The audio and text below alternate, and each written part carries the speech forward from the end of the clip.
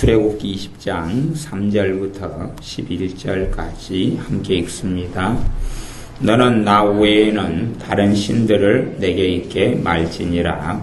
너를 위하여 새긴 우상을 만들지 말고 또 위로 하늘에 있는 것이나 아래로 땅에 있는 것이나 땅 아래 물속에 있는 것에 아무 형상이든지 만들지 말며 그것들에게 절하지 말며 그것들을 섬기지 말라.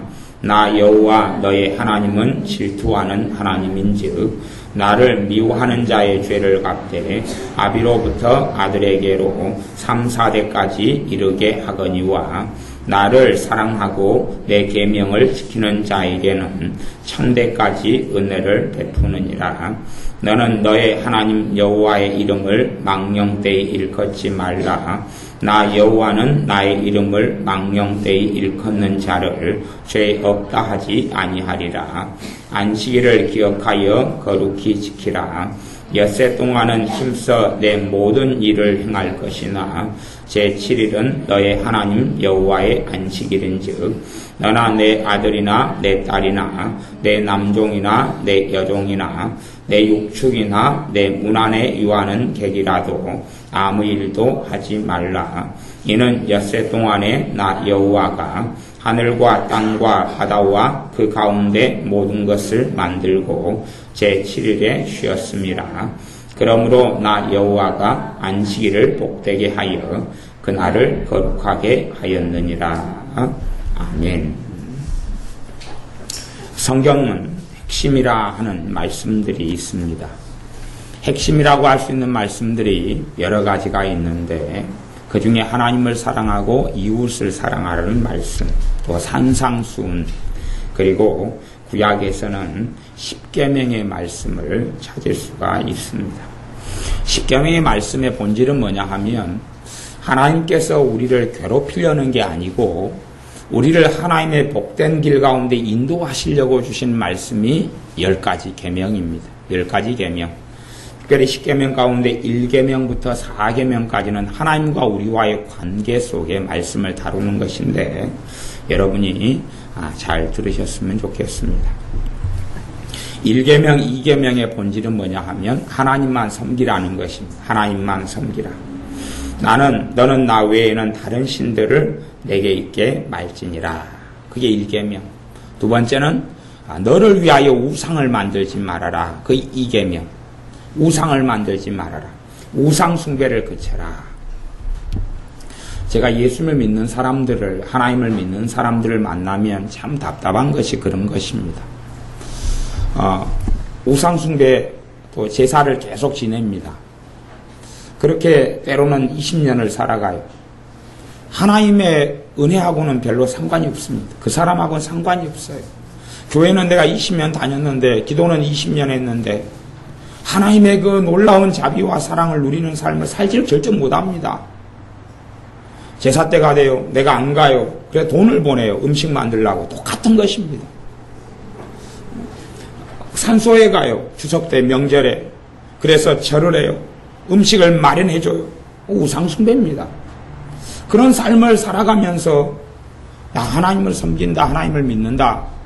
사실은 하나님이 인정 안 하십니다. 그 사람을 인정을 안 하십니다. 내가 우상숭배나 제사를 안 하게 되면 핍박이 있겠죠. 어려움이 분명히 있을 것입니다. 그러나 그것이 영광의 면류관이 됩니다. 그것이 하나님의 은혜가 임하는 통로가 됩니다. 하나님께서는 우리가 하나님을 섬기는 걸음에 따르는 그 고난과 눈물을 결코 천대하거나 멸시하시지 않습니다. 제가 간혹 가다가 정말 하나님이 살아계셔서 보시는구나. 정말 하나님이 살아계셔서 아시는구나 하는 것을 종종 경험합니다. 종종 경험해요. 전에 어떤 교회에서 부흥집회를 인도한 적이 있었는데 그때에 제가 어떻게 말하고 어떻게 생각하고 어떻게 행동했습니다. 근데 그것이 하나님 마음에 조금 들으셨던 모양이에요. 집회 중에 갑자기 하나님으로부터 기름 부음이 임하고 은사가 임하고 새로운 영적 눈이 띄어지는 일이 있었습니다. 내가 보잘것없는데 내가 하나님 때문에 어떻게 행하고 어떻게 말하는 것을 하나님이 보시는구나. 하나님이 보시는구나. 때로는 어떨 때는 뭐 어떤 사람에 대해서 어떻게 행하는 것을 하나님이 보신 다음에 나는 그냥 사람 때문에 사람을 주님의 이름으로 대접하고 섬겼을 뿐인데 그냥 보잘것없게. 그런데 그 다음에 성령님의 역사하심이 다른 것을 느꼈습니다. 하나님의 은혜가 다른 것을 경험했습니다. 내 보잘것없는 어떤 것이 하나님께서 보시는구나. 하나님께서 그걸 보시는구나. 믿는 자의 삶을 살아갈 때는 반드시 우상은 정리해야 됩니다. 제사 지내는 것은 반드시 정리해야 됩니다. 한국의 제사라는 것은 유교에서 오는 것인데 그것은 역사가 오래된 게 아닙니다. 공자가 가리키고 그에 따라서 사람들이 만들어가고 해나가지만 오히려 이 종주국이 아닌 한국에서 극심하게 해지는 것이 제사고 우상 숭배인데 사실은 성경 말씀에는 귀신 숭배다 그랬습니다. 귀신과 교제하는 것이다. 너희가 제사 지내는 것은 귀신과 교제하는 것이다. 귀신과 만나는 것이다. 귀신과 만나고 사는데 어떻게 삶 속에 질병이 없고 평안함이 있으며 애통과 애곡이 없겠습니까? 예수님을 믿는다 하면서 귀신과 더불어 살아간다. 귀신을 더불어 섬긴다. 아주 끔찍한 일입니다. 끔찍한 일이에요. 가령 제 아버지께서 초등학교 때 돌아가셨는데 아버지의 영혼이 떠돌아다니고 있다면 물론 영혼이 뭔가를 먹지는 못하겠지만 가령 떠돌아다니고 있다면 그 아버지를 공경하기 때문에 뭐 매일이라도 만나야 되지 않겠습니까? 그러나 이 땅에는 사람이 죽은 영혼은 존재하지 않습니다. 사람이 죽은 다음에는 하나님이 부르시는 곳으로 곧 천국과 지옥으로 가고 맙니다. 이 땅에는 사람의 죽은 영혼이 없습니다. 단지 그 사람에게 붙어서 더럽게 하고 괴롭히고 고통을 주고 질병을 주며 탄식과 눈물을 주는 더러운 악한 영인 귀신들만 있을 뿐입니다. 정말로 조상의 귀신이 있다면, 조상의 영혼이 이 땅에 떠돌아다니고 있다면, 그렇다면 무당들은 다 잘 떼야 됩니다. 점장이들은 다 잘 떼야 됩니다. 왜? 그 어떤 귀신을 받기 때문에. 그러나 점장이 치고 무당 치고 정신병에 걸리지 않고 정신착란에 걸리지 않고 가정이 비참함이 안 사라지는 사람은 없습니다. 저도 무당들을 간혹 만나고 점장이들을 만나고 그 가정을 만납니다. 심지어 부모가 무당이고 점장인 사람을 만납니다. 그러면 그 가정에 더러운 귀신의 역사가 가득하고 질병과 눈물과 애통이 가득한 것을 봅니다. 반드시 하나님께서는 심는 대로 거둔다 그랬습니다. 어떤 집이 제사를 오랫동안 지냅니다. 그 집안의 삶 속에 눈물과 애통과 애곡이 떠날 수가 없습니다. 떠날 수가 없어요. 예수님을 내가 믿는다고 그래요. 제사하고 내가 눈치를 봐요. 시댁의 눈치를 보거나 자식의 눈치를 보거나 그래서 제사 지내는 것을 그치지 않아요. 그 사람의 믿음은 절대 자라가지 않습니다. 다시 이야기하면 하나님과 그 사람이 가까워질 수가 없습니다. 하나님과 그 사람이 가까워질 수가 없습니다. 하나님이 보실 때에 너가 나를 사랑하는구나, 너가 나를 경외하는구나, 너가 나를 따르기를 원하는구나 하고 하나님은 절대 인정하시지 않습니다. 절대 인정하시지 않습니다. 정말 끔찍한 일. 이제 어떤 사람이 오늘 교회에 나왔습니다. 오늘 예수님을 믿었어요. 그런데 오늘 바로 제사를 정리할 수 있다. 그건 힘들다는 것을 압니다. 시간이 걸릴 수 있습니다. 그러나 내가 예수님을 믿는 지가 1년이 되었다. 정리하지 못한다. 그러면 그건 병적인 것입니다. 내가 예수를 믿는 지 3년이 되었다. 제사를 정리하지 못한다. 내가 예수를 믿는 10년 됐다. 정리하지 못한다. 더러운 귀신의 역사가 바글바글하게 됩니다. 하나님과 무관한 삶을 살아가게 됩니다. 이게 얼마나 끔찍한 일입니다. 근데 한국교회에 믿는 사람들이 자신의 허물을 숨기고 살아가는데 가장 큰 허물, 제사. 더러운 귀신을 섬기는 것, 더러운 귀신을 따라가는 것, 더러운 귀신과 교제하는 것, 그걸 숨기고 살아가는 사람을 많이 만납니다. 어떤 사람이 상담을 요구합니다. 도와달라고. 자식이 어렵다고 도와달라고. 자식이 고통스럽다고 도와달라고. 심지어는 자식이 하나님께 오지 않는다고 기도하는데 자식의 영혼을 놓고 20년간 기도하는데 그가 하나님께 오지 않는다고 도와달라고. 그러면 권사님, 집사님, 하나님을 제대로 섬기고 계십니까? 하나님을 제대로 경외하고 계십니까? 라고 말을 돌려서 물어보면 그렇다고 그래요. 그렇다고 그래요.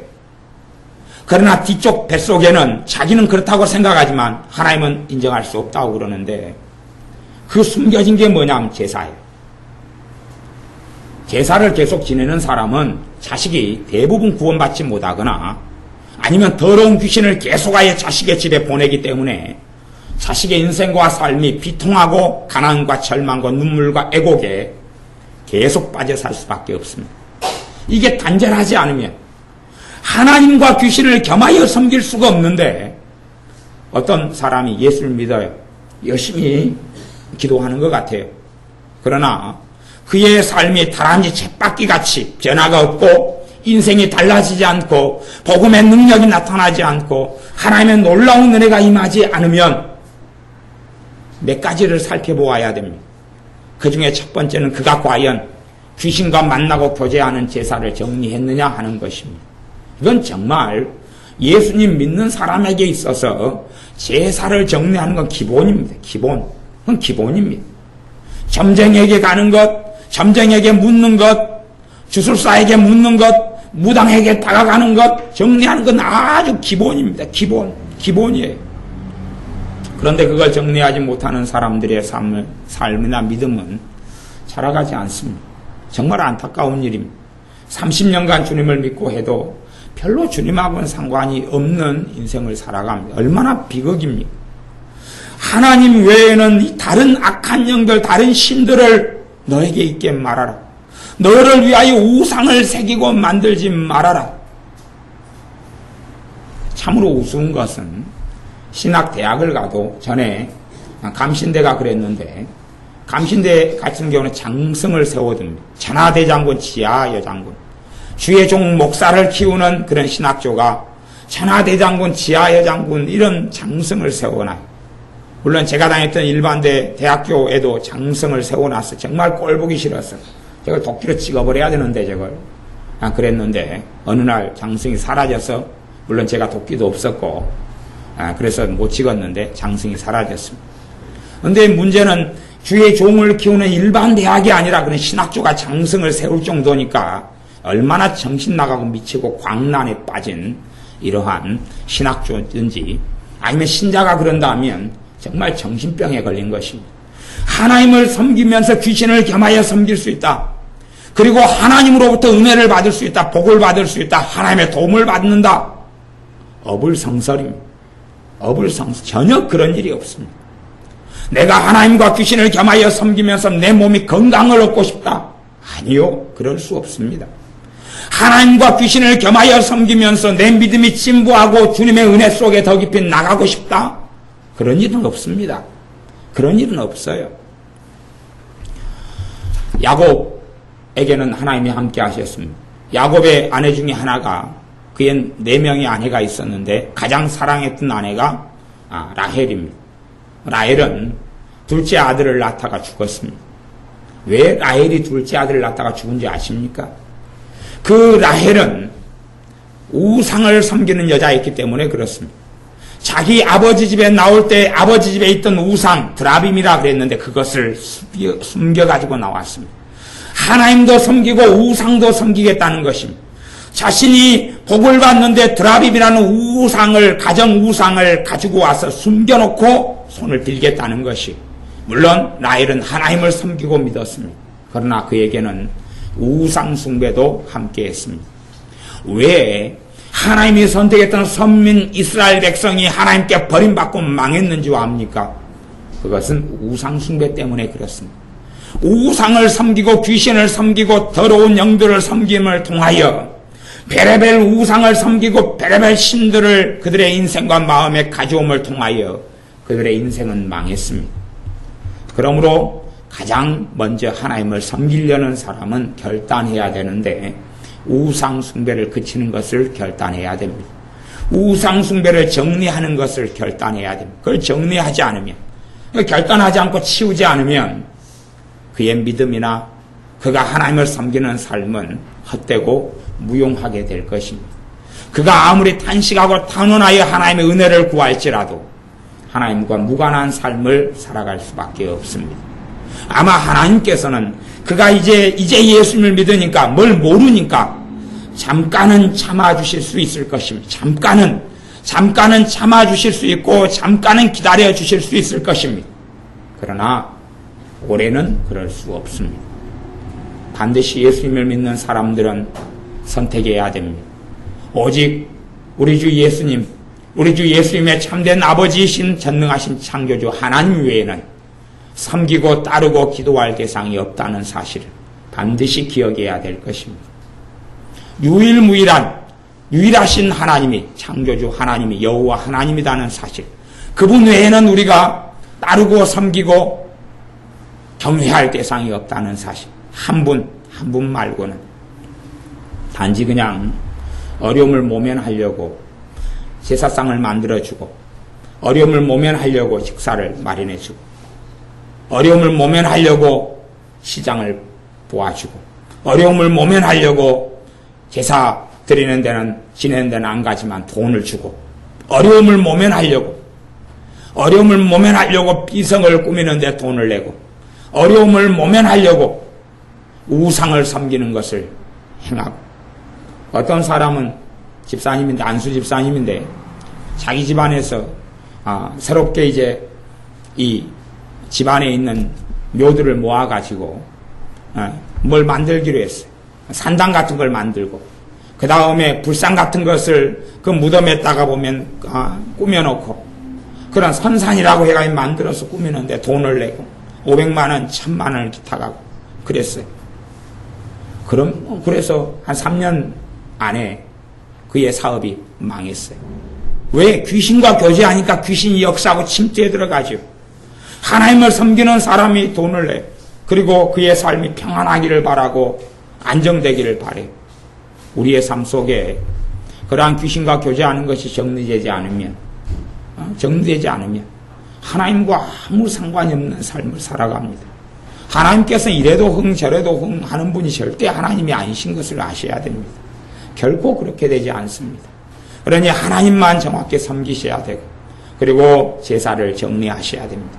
우상 숭배를 반드시 정리하셔야 되고, 정리하신 분들은 그에 대해서 철저하게 회개하지 않으시고, 정리하신 분들은 하나님의 말씀을 잘 상고하고 읽으시면서 마음에 새기시면서 회개하셔야 됩니다. 여러 가지의 우상 숭배의 모습을 가지고 회개하셔야 됩니다. 우상 숭배는 좀 더 깊이 있는 죄입니다.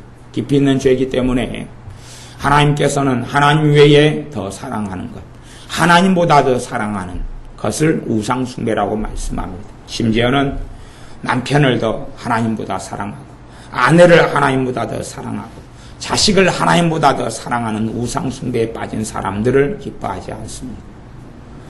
부모를 하나님보다 더 사랑하며, 심지어 돈을 하나님보다 사랑한다. 그래서 신약성경 말씀에는 탐심은 우상 숭배다. 그래서 탐심, 내가 돈을 붙잡고 돈을 의지하고 살아가는 것이 탐심의 원천입니다. 내가 하나님보다 남편과 아내와 돈과 부모와 처자식을 더 사랑하느냐 그렇지 않느냐를 어떻게 알 수 있느냐? 하나님께서는 아브라함에게 독자 이삭을 너가 제물로 바쳐라, 독자 이삭을 나의 제물로 바쳐라고 말씀하셨습니다. 그러면서 성경에 기록하기를 하나님께서는 아브라함을 시험하시려고 그러셨다. 아브라함이 100살에 낳은 아들인데 이삭은 얼마나 사랑스럽겠습니까? 그래서 아브라함의 마음 안에는 하나님과 이삭, 항상 생각나는 게 이삭의 노는 모습, 웃는 모습, 사랑스러운 모습, 이삭 그랬던 것이죠. 그래서 하나님께서는 아브라함에게 요구하시기로 생각하셨습니다. 과연 너가 이삭인지 난지 한번 내가 너를 시험해 보리라. 그리고 이삭을 드리라 그랬습니다. 그때 아브라함은 3일길을 모리아 산으로 자신의 아들을 데려가면서, 장작을 가지고 데려가면서, 그리고 그를 과감하게 하나님께 제물로 바쳐 주기려 했습니다. 그리고 하나님께서 아브라함에게 멈추라 하시면서 너가 나를 경외하는 줄을 알았다 라고 말씀하십니다. 우리가 자식 때문에 잠 못 이루고 못 잔다. 자식에게 어떤 문제가 생겼는데 잠이 안 와요. 눈물 때문에 잠이 안 와요. 그리고 통곡하고 가슴을 쳐요. 그러면 분명히 자식은 나의 우상입니다. 분명히 자식은 나의 섬기는 대상입니다.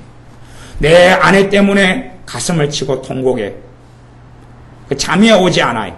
아내는 분명히 나의 우상입니다. 때론 부모 때문에 가슴을 치고 통곡하고 잠이 오지 않아요. 부모의 어떤 문제 때문에 그렇다면 부모는 나의 우상입니다. 남편 때문에 남편의 어떤 행위와 일 때문에 내가 잠이 오지 않아요. 그러면 남편은 나의 우상입니다. 나는 자식의 중심으로 살아가고 있고 나는 남편 중심, 아내 중심으로 살아가고 있고 심지어 부모 중심으로 살아가고 있는 사람이지 하나님을 경외하며 섬기며 따르는 사람은 결코 아니라는 사실입니다. 우리의 기도 가운데 너희는 먼저 그의 나라와 그의 의를 구하라. 내 기도의 중심이 자식, 자식, 자식. 내 기도의 중심이 남편, 남편, 남편, 아내, 아내, 아내. 그러고 하나님께서 원하는 기도들이 하나님의 중심되는 기도가 내게 없다면 나는 하나님과 우상을 겸하여 섬기고 있는 사람입니다. 단순하게 제사를 지내는 문제를 떠나서 그건 가장 기초고 기본이고 그리고 나아가서 이제 내 주변에 있는 내 가족, 내 주변에 있는 사람들이 내 우상이 되느냐 그렇지 않느냐. 주님께서 명백히 말씀하셨는데 하나님 나라에 합당하지 않는 사람을 내가 이야기하겠다. 너 부모나 너 처자식이나 그리고 너 전토, 집, 돈, 재물을 나보다 사랑하는 사람은 하나님 나라에 합당하지 않다. 그 주님의 말씀이 반복되어 나왔는데 제가 정확하게 해석해 드리겠습니다. 정말로 우리가 주의해야 될 말씀인데 하나님보다 더 사랑하는 사람이 있다면 사랑하는 존재가 있고 하나님보다 사랑하는 게 있다면 하나님의 나라의 천국에 들어오지 못한다는 말씀입니다. 단지 나 예수님 믿습니다. 나 예수님 영접했어요. 나 예배드리고 기도합니다. 그걸로 천국에 오지 못합니다. 주님께서 명백히 말씀하시기를 하나님 나라에 들어올 사람이 그렇게 많지 않다고 말씀하셨습니다. 우리는 반드시 기억해야 됩니다. 내가 주님보다 더 사랑하는 이가 없도록 내가 전능하신 아버지 하나님 외에 더 사랑하고 따르고 섬기는 이가 없도록 사람도 없어야 되고 우상도 반드시 없어야 됩니다. 사람도 없어야 되고 우상도 없어야 됩니다. 물론 사람은 자주 하나님 자리를 차지해 갑니다. 그것이 신앙의 여정이에요. 그러나 끊임없이 하나님 자리에서 사람은 내려놓아져야 됩니다. 하나님 자리에서 심지어는 자기 자신이 하나님 자리에 들어갈 수 있습니다. 내 중심적인 삶을 삽니다. 내 감정에 따라 살고 내 생각에 따라 살고 내 욕심에 따라 살고 내 욕망에 따라 삽니다. 그러면 나는 나를 하나님 대신에 따르고 섬기는 사람입니다. 내 감정에 따라 살고 내 욕심에 따라 살고 내 욕심에 따라 기도하고 내 감정에 따라 생각하고 마음 먹고 말하고 산다면 나는 진리에 따라 사는 사람이 아닙니다. 많은 사람들이 기도하는 것을 보면 자신의 감정대로 기도하고 자신의 생각을 따라 기도하고 자신의 처지나 환경이 중심돼서 기도하지 믿음의 기도는 잘 하지 않습니다. 느껴온 대로 하소연하고 느끼는 대로 말하고 생각합니다. 그러나 결코 그렇게 살지 않아야 됩니다. 우리가 하나님만 가장 사랑하는 사람, 내 욕망, 내 욕구, 심지어는 내 가족, 내 부모, 형제, 처자식이라 할지라도 하나님보다 앞세우지 아니하도록. 물론 버리라는 이야기는 아닙니다. 자식을 버리라는 이야기를 하나님이 하신 적이 없고 가정을 버리라는 이야기를 하신 적이 없고 심지어 너무나 살기 어려운 남편이나 아내와 이혼하라는 말씀을 하신 적은 없습니다. 오히려 이혼하는 것은 하나님의 뜻이 아니다고 말씀하셨어요. 그렇기 때문에 버리라는 이야기가 아니라 주님의 사랑으로 사랑하라는 것이고 내가 정말 하나님을 가장 앞세우고 사랑할 때에 하나님께서 내 가족에게 내 가정에 은혜를 베푸시며 내 자녀에게 은혜를 베푸신다는 사실을 알아야 됩니다.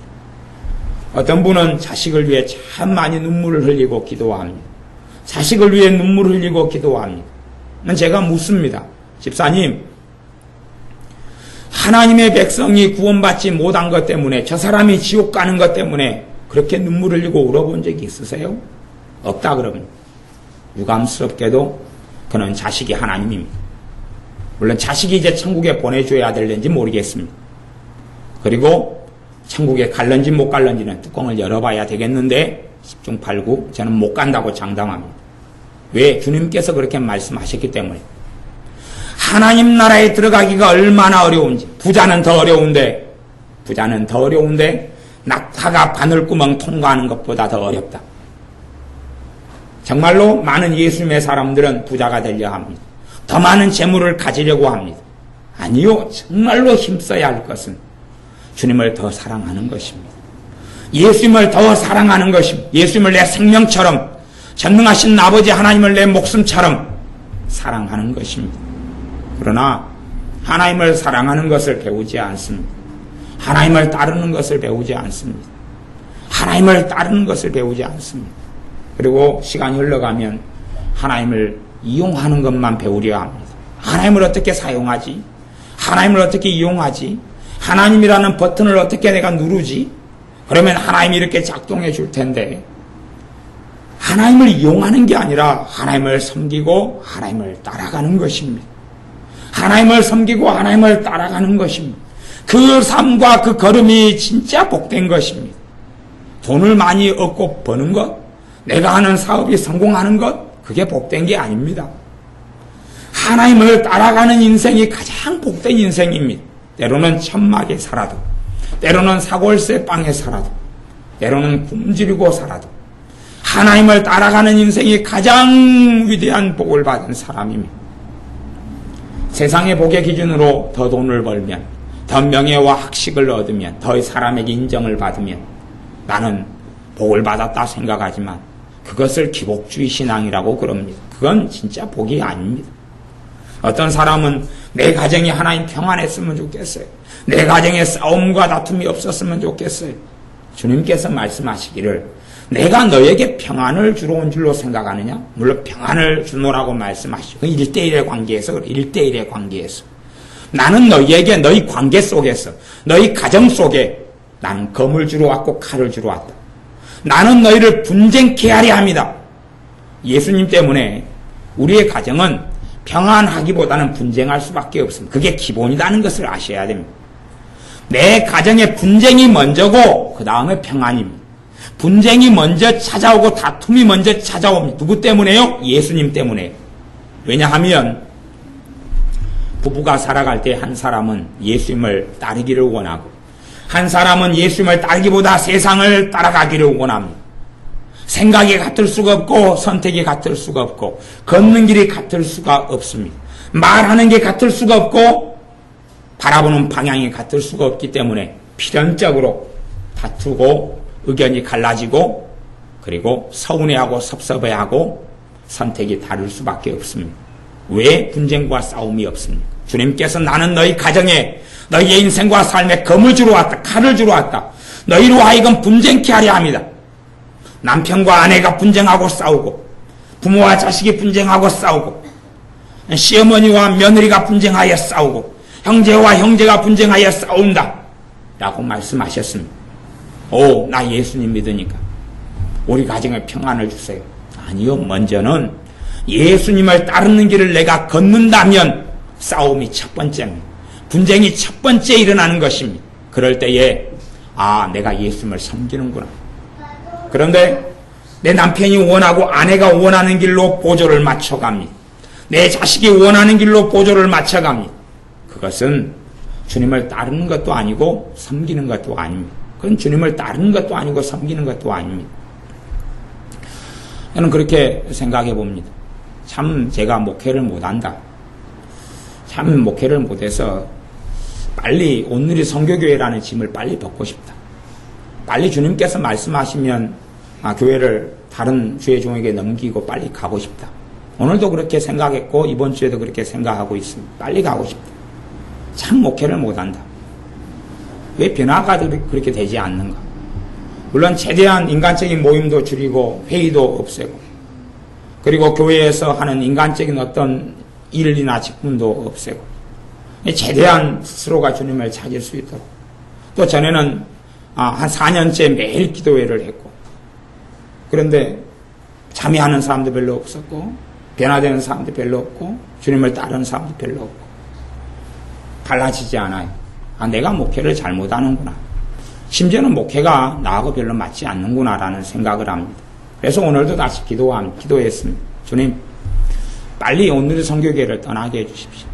빨리 올해라도, 내년이라도 떠나게 해주십시오.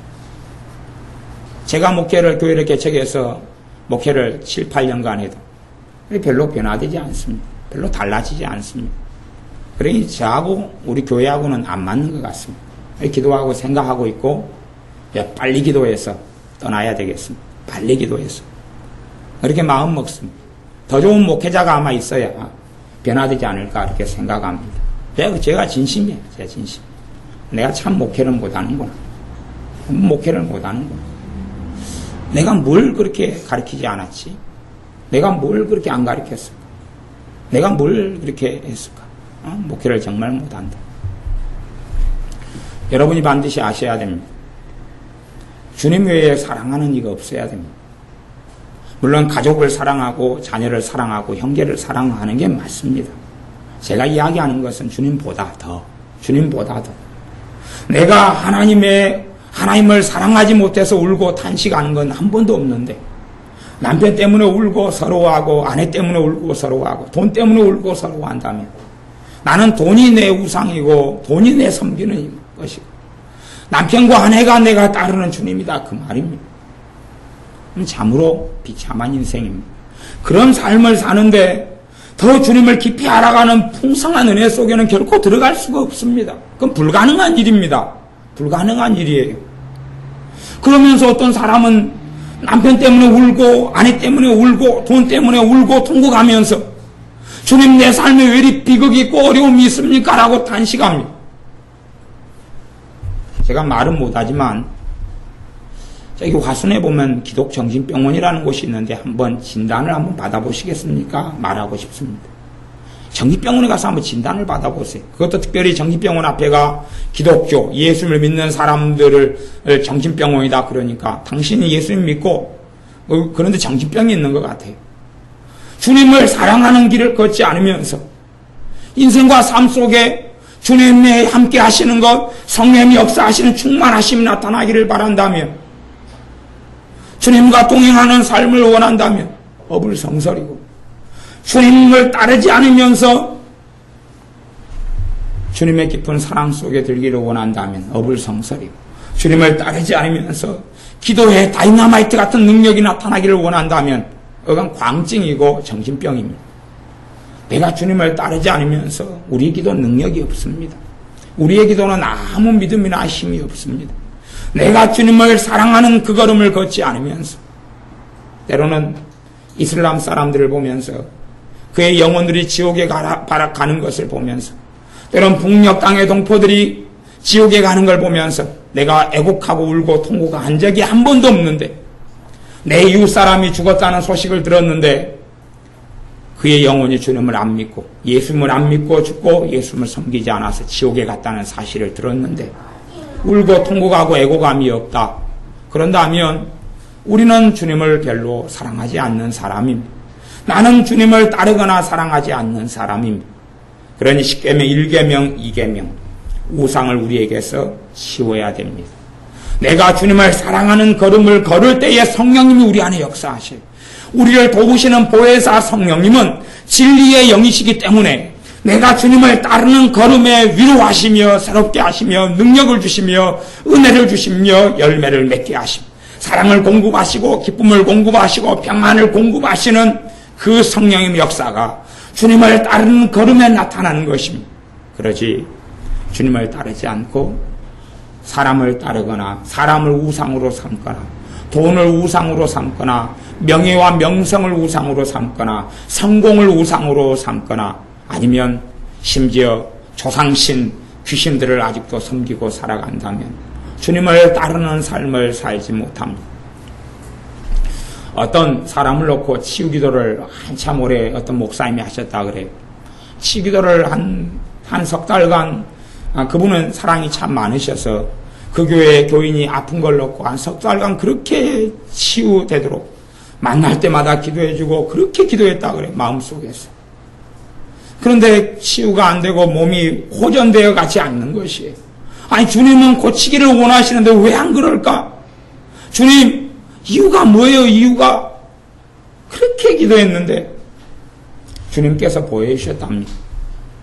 그가 어느 때 무릎 꿇고 제사 지내고 절하고 있는 것을 알아보니까 문중제사라 그래가지고 자기 집안의 제사는 끊었는데 집안에서 하는 것을 1년에 한 2차례 몰래 가서 하고 오더라 합니다. 몰래 가서.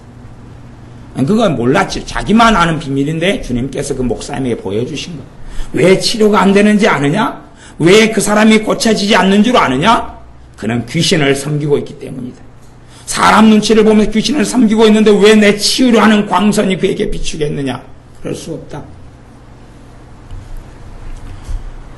그렇게 그 목사님이 이야기하셨습니다. 그런 것을 경험한 적이 있다고.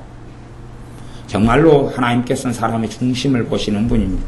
우리가 아무리 변명하고 아무리 말한다 할지라도 하나님은 중심을 보시는 분이십니다. 세 번째 계명은 너희는 여호와 이름을 망령되이 일컫지 말라. 참으로 답답한 일이 그런 것입니다.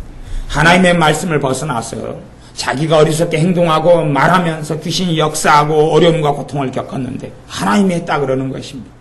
얼마나 비극이고 비참한지 하나님을 조롱하고 우롱하는 것이죠. 하나님의 말씀을 제대로 알지 못하면 하나님을 얼마든지 조롱하고 우롱할 수가 있습니다. 내가 귀신과 교제해서 생기는 고통과 어려움이 하나님이 그렇게 허락했다, 하나님이 하게 했다고 이야기하는 사람들을 제가 가늠한답니다. 심지어 주의 종이 그런 말을 하는 사람들도 있습니다. 야, 주의 종이 그런 말을 하다니 정신병이다 완전히. 더러운 귀신이 하고 자기의 죄로 인해서 생겨나는 결과와 절망과 탄식을 하나님이 했다고 말하니 정말 정신장난이며 광증이다. 그런 사람들이 종종 있습니다. 우리는 하나님의 이름을 망령되이 일컫는 사람이 되지 말아야 합니다. 하나님을 우습게 여기는 사람들, 하나님의 말씀을 경홀히 여기는 사람들이 안 되어야 됩니다. 네 번째 계명이 안식일을 기억하여 거룩히 지키라 그랬습니다. 단지 옛날에 있었던 옛날부터 내려왔던 주일 성수를 제가 이야기하는 게 아닙니다. 우리의 환경은 자꾸 변해가고 또한 안식일이라는 것은 이스라엘 팔레스틴의 기준으로 하는 거기 때문에 당연히 우리나라하고는 시차가 있고 미국과도 팔레스틴과 시차가 있고 그래서 절대적인 시간을 가지지를 못합니다. 본질은 그렇습니다. 주님께서 우리를 위해 십자가에 피를 흘리시고 죽으시고 부활하신 다음부터는 우리의 모든 날이 주님의 날입니다. 우리의 모든 날이 주일입니다.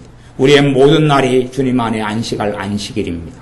우리가 주님과 함께 살아가면 모든 날이 안식일이고 모든 날이 주일입니다. 단지 한 날을 공적인 예배로 주님께 모여서 예배하고 또 수요일 날, 금요일 날 모여서 우리가 예배하는 것이지요. 근데 우리 안에 안식일을 내가 지키느냐 지키지 않느냐는 내 안에 하나님께 내가 경배하고 하나님께 예배하고 하나님을 섬기는 것이 내 안에 있느냐, 또한 나아가서 내 개인의 삶에 있어서 하나님과 만나고 하나님께 경배하고 하나님께 기도하는 그것이 있느냐를 이야기하는 것입니다.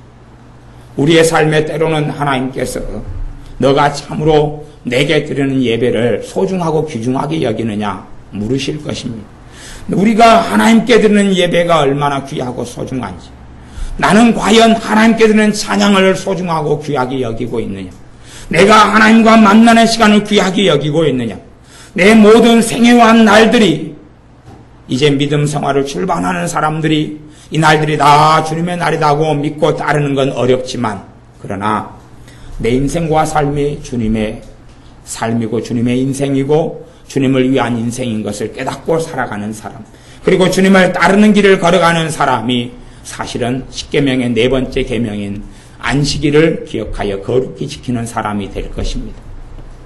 우리는 공적인 예배를 반드시 주의하고 공적인 예배에 마음을 기울여야 됩니다. 두 가지 예배가 우리에게는 반드시 필요합니다. 하나는 공적인 예배고 하나는 주님과 나와 개인적으로 만나는 것입니다. 제가 사람들을 많이 살펴봐요. 그런데 믿음의 진보가 없고 깊이 있게 주님의 은혜가 삶 속에 나타나지 않는 사람의 일반적인 공통점이 있어요. 일반적인 공통점. 일반적인 공통점의 첫 번째 건 뭐냐 하면 공적인 예배를 등한히 한다는 사실이에요. 두 번째 공통점은 뭐냐 하면 개인적으로 주님과 만나지를 않는다는 사실이에요. 개인적으로 주님과 만나지를 않아요. 개인적인 기도에 골방이 없어요. 기도하지 않아요. 주님을 찾지 않아요. 단지 밥 먹을 때 잠깐, 주일낮에 어쩌다가 예배 나오면 잠깐, 그리고 어떤 요행수를 바래. 요행수를 바래. 그러나 요행수는 없습니다. 내 지금의 삶이 놀라운 하나님의 은혜가 임하지 않아요. 주님의 큰 기쁨 가운데 살지 못해요. 내게 기도의 능력이 없어요. 그렇다면 우리에게 꼭 필요한 게 하나가 있습니다. 꼭 필요한 게 하나가 있어요. 그건 뭐냐 하면 주님과 보내는 시간을 지금보다 더 많이 해야 됩니다. 많이, 무조건 많이. 주님과 더 지금보다 보내는 시간을 더 무조건 많이 해야 됩니다. 많이. 내가 지금 매일 주님과 함께 10분, 20분을 만나고 있다. 그러면 더 많이 해야 돼. 더 많이. 더 많이 해야 돼. 1시간을 내가 주님께 만나고 있다. 매일. 그건 아마 거짓말일 겁니다. 1시간을 주님과 매일 만나고 있다. 그런데 은혜 속에 살지 못한다. 저는 그걸 거짓말이라고 봅니다. 물론 그 말이 사실이라면 아마 3일밖에 안 됐겠지. 1시간 기도한 지 한 3일 됐겠지. 그러면 아직 은혜 속에 살아가지 못하는 것은 당연한 것입니다. 그런데 1시간씩 기도하는 것을 한 달, 두 달, 석 달, 넉 달, 5달. 물론 매일 빠짐없이 하기는 어렵지만 그래도 일주일에 7일이라면 그래도 4일, 5일 그 이상은 열심히. 4일, 5일은 일주일에 반절은 그렇게 해나간다면 두 달, 석 달 지나면서는 인생과 삶에 주님의 큰 은혜가 임할 수밖에 없습니다. 삶은 아직은 변화되지 않더라도 그 환경은 아직은 변화되지 않더라도 자기의 마음은 변화되어 가기 시작하고 자기 안에는 소망이 생겨가기 시작하고 자기 안에는 믿음이 역사하기 시작할 것입니다. 사실은 본질적인 건 그런 거지요. 사람들이 주님과 함께 시간을 보내지 않는다는 것이죠. 공적인 예배만으로는 되어질 수 있는 것이 거의 없습니다. 공적인 예배도 없다면 아마 그의 생명유지 장치도 없어져 버리겠죠. 산소호흡기를 떼서 죽는 것처럼 생명유지 장치도 끝나버려서 하나님과는 전혀 무관한 사람이 되고 말겠죠. 그러나 단지 우리가 중환자가 되어서 생명유지 장치인 산소호흡기에 의지하고 산다면 그게 어떻게 사는 것입니까? 식물인간이죠. 내가 공적인 예배만 내가 어쩌다가 참석하고 산다면 우리는 영적으로는 식물인간 상태에 불과합니다. 내가 건강을 찾고 내 발로 걸어다니고 강건하고 꿈을 이루기 위해서 인생을 살기 위해서 또 가족을 돌보기 위해서 직장생활을 하기 위해서 내가 활발하게 움직이는 생명력이 내게 있으려면 그런 삶을 살려면 비유하자면 영적인 비유로 이야기하자면 나는 식물인간 상태에서 중환자에서 산소호흡기를 달고 사는 상태에서 벗어나야 됩니다. 그래서 하나님께로부터 생명의 양식을 1대1로 공급받을 수 있어야 되고 내가 1대1로 주님과 만나 예배할 수 있어야 되고 내가 살아가는 위치, 자리, 처지에서 기도의 골방, 하나님을 경배하고 예배하는 자리를 만들어내야 한다는 사실입니다. 누구의 의지에서 신앙생활을 하는 것은 아직은 어린아이 신앙이고 어린아이는 항상 부모의 의지에서 부모가 주는 걸 먹고 마시고 살 수밖에 없습니다. 그러나 장성한 자의 신앙이 되면 이제는 자기만 살 뿐 아니라 자식을 키워내고 고아를 키워내고 다른 사람을 살려냅니다. 우리의 믿음과 신앙이 하나님과 1대1로 사는 장성한 신앙이 돼야 됩니다. 단지 누구의 도움으로 살아가는 신앙이 아니라 단지 어떤 목회자의 설교만을 가지고 살아가는 신앙이 아니라 주님과 1대1로 만나서 그분의 은혜를 공급받고 그분의 사랑을 공급받고 그분의 사랑과 은혜의 통로가 우리 자신이 되어져야 됩니다. 그런 삶을 살아갈 때에 우리가 하나님 보시기에 너가 안식일을 기억하여 거룩히 지키는구나 라고 인정하실 것입니다. 단지 공적인 예배가 아니라 하나님과 1대1로 이제는 만나는 예배, 그 예배를 도와주시고 그 기도를 도와주시고 그 찬양과 찬미를 도와주시려고 신자 안에 예수를 믿는 사람 안에 성령님께서 임하여 계십니다. 그렇기 때문에 우리가 한 번 기도하고 두 번 1대1로 골방 가운데 나아가는 것은 어려울 줄 모르겠습니다. 사단이 방해할 것이고 공격할 것입니다. 그건 예상할 수 있는 것입니다. 내가 열흘 동안 하나님께 기도해도 아마 아무런 열매가 없기가 쉽습니다. 오히려 괴로울 수 있어요. 하나님을 찾지 않고 예배하지 않았는데 하나님을 며칠 찾으면 더러운 귀신들이 가만히 있습니까? 악한 영이 가만히 있습니까? 마귀가 가만히 있겠습니까? 달라들고 방해하고 치우리 하고 졸음이 오고 잠이 오고 그렇게 하려 할 것입니다. 그것이 그 과정과 단계를 벗어나야 하는 것입니다. 그 과정과 단계를 벗어나야 합니다. 거기에서 이제 그걸 벗어나느냐 그렇지 않느냐가 내가 진짜 하나님을 경외하느냐 그렇지 않느냐의 시험대가 될 것입니다. 마귀의 공격과 역사를 이겨내고 하나님과 단둘이 1대1로 만나는 삶을 내가 꾸준히 해나가는 사람을 주님이 볼 때 너가 나를 사랑하는구나, 너가 나를 경외하는구나, 너가 나를 의지하는구나 라고 인정하실 것입니다. 우리의 삶 속에 하나님을 사랑하며 하나님을 섬기는 삶을 반드시 사셔야 됩니다. 또한 우상숭배나 제사는 반드시 그치고 정리해야 됩니다. 좋지 않고 선치 않은 자리는 아무리 욕을 먹더라도 갈 수가 없습니다. 제사에 지내는 자리는 절대 동참할 수 없습니다. 그것은 예수님을 부인하는 행위고 하나님을 등지는 행위며 하나님의 저주가 임하는, 오히려 하나님의 심판이 임하는 행위가 될 수밖에 없습니다. 내가 부모가 되어서 제사를 끊지 못한다. 자손 대대로 3, 4대까지 저주를 안겨준다고 출애굽기 20장에는 말씀하고 있습니다. 그런 일을 행하면서 우리는 반대로 기도하겠죠. 내 자녀에게 복을 주세요. 도와주세요. 은혜 주세요. 사실은 기도하고 들리게 나는 자식을 증오하는 자의 삶을 살아가는 것입니다. 자식을 미워하는 자가 되는 것입니다. 가족과 자손을 위해서라도 이런 우상숭배나 개인의 제사는 철저하게 정리하고 치워야 됩니다. 아무리 욕을 먹고 핍박이 오더라도 이건 주님 앞에 영광의 멸류관이 되기 때문에 수치도 당하고 욕도 당하고 때로는 멸시와 천대도 당해야 됩니다. 왜냐하면 주님께서 우리의 허물과 죄를 위해 그러한 형극의 길을, 골고다의 길을 걸어가셨기 때문에 그렇습니다. 우리가 돈이나 재물이나 때론 자녀나 남편과 아내나 부모나 형제보다 주님을 더 사랑하는 사람의 길을 걸어가야 됩니다. 주님을 사랑하는 길을 내가 걸어갈 때에 주님께서 우리의 가정에 은혜 주시고 내 자녀들에게 복을 주시고 내 가족이 주님께 돌아오도록 우리의 기도가 능력 있게 하실 것입니다. 기도하겠습니다. 아버지 하나님, 우리 안에 하나님을 사랑하며 경외함이 있게 하여 주시옵소서. 하나님과 귀신을 겸하여 섬길 수 없사온데 귀신을 따르고 섬기는 어리석은 자와 삶의 길에 서지 않게 하여 주옵소서. 어떻게 전능하신 창조주 하나님과 더러운 귀신이 함께할 수 있으며 전능하신 아버지 하나님과 마귀가 함께할 수 있겠습니까? 그래야 오늘 우리의 삶의 일편단심으로 하나님만을 섬기고 하나님께 예배하며 경배하며 경외하며 하나님께만 찬양하며 찬미하는 자녀들이 우리가 되게 하여 주옵소서.